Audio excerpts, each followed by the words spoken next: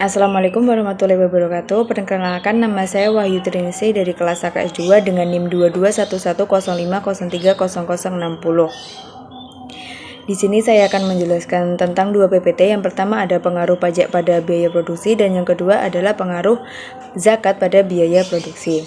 Nah, langsung saja yang ke PPT pertama, yaitu pengaruh pajak pada biaya produksi. Pajak penjualan. Suatu produksi dikenakan pajak penjualan atau tambahan nilai sebesar 10% dari harga per unit. Hal ini akan meningkatkan biaya total rata-rata atau AC. Nah, peningkatan AC secara langsung juga akan meningkatkan biaya marginal atau MC. Apabila setelah dikenakan beban pajak, tapi harga tetap pada tingkat harga semula, maka hal ini akan menyebabkan peningkatan biaya. Ini juga akan menurunkan keuntungan yang didapat dari per unit produk yang ada. Nah, di sini ada kurva pengaruh pajak penjualan terhadap keuntungan. Bisa dilihat dari biaya total rata-rata atau AC1 menjadi AC2 yang meningkat. Lalu ada biaya marginal 1 ke biaya marginal 2 juga meningkat. Tapi jika pada harga per unitnya itu tetap sama sebelum dan sesudah dikenakan pajak, akan menyebabkan keuntungan yang semakin menurun dari laba 1 menjadi laba 2. Lalu ada pajak penjualan yang dikenakan menyebabkan keuntungan yang didapat akan menurun jika dibandingkan dengan sebelum adanya pajak penjualan, yaitu dari laba 1 menjadi laba 2.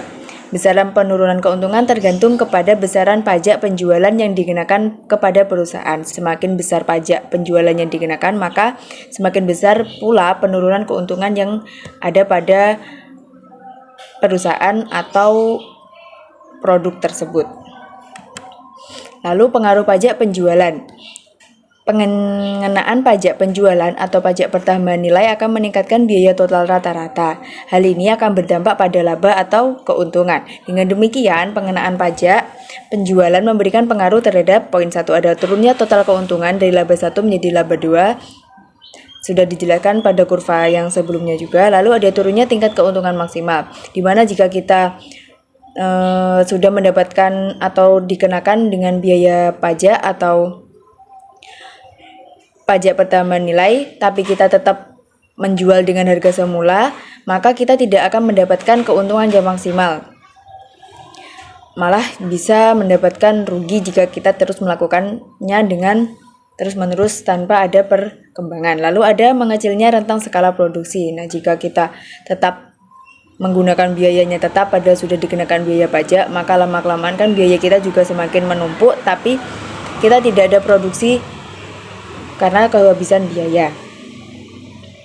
Nah, untuk PPT ini sudah selesai, lanjut ke PPT yang selanjutnya. Lanjut pada PPT yang kedua, di sini ada ekonomi mikroislam, pengaruh zakat perniagaan pada biaya produksi. Zakat, pengertian zakat. Zakat menurut istilah agama Islam artinya kadar harta yang tertentu yang diberikan kepada yang berhak menerimanya dengan beberapa syarat. Zakat di sini termasuk rukun Islam yang ketiga. Syarat-syarat zakat itu ada yang pertama Islam, pastinya karena zakat merupakan kewajiban seorang muslim. Lalu yang kedua merdeka atau tidak diperbudak, yang ketiga milik sempurna, yang keempat sampai satu nisab atau sampai satu hitungan, lalu sampai 1 tahun telah disimpan.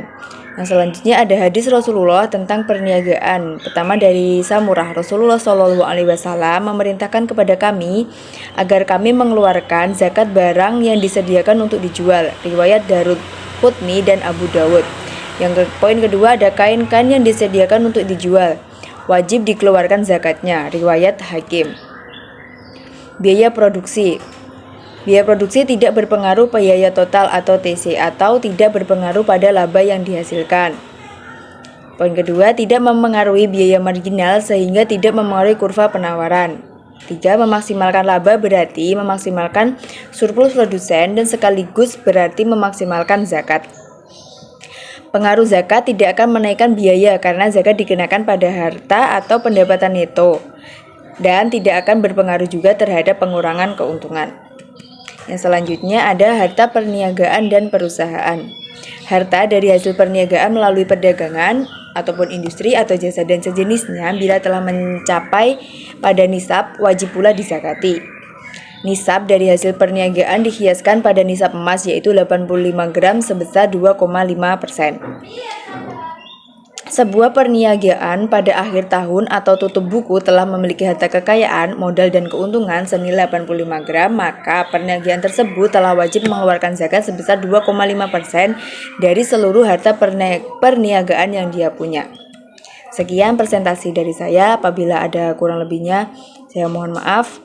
Wabillahi taufiq wal hidayah. Wassalamualaikum warahmatullahi wabarakatuh.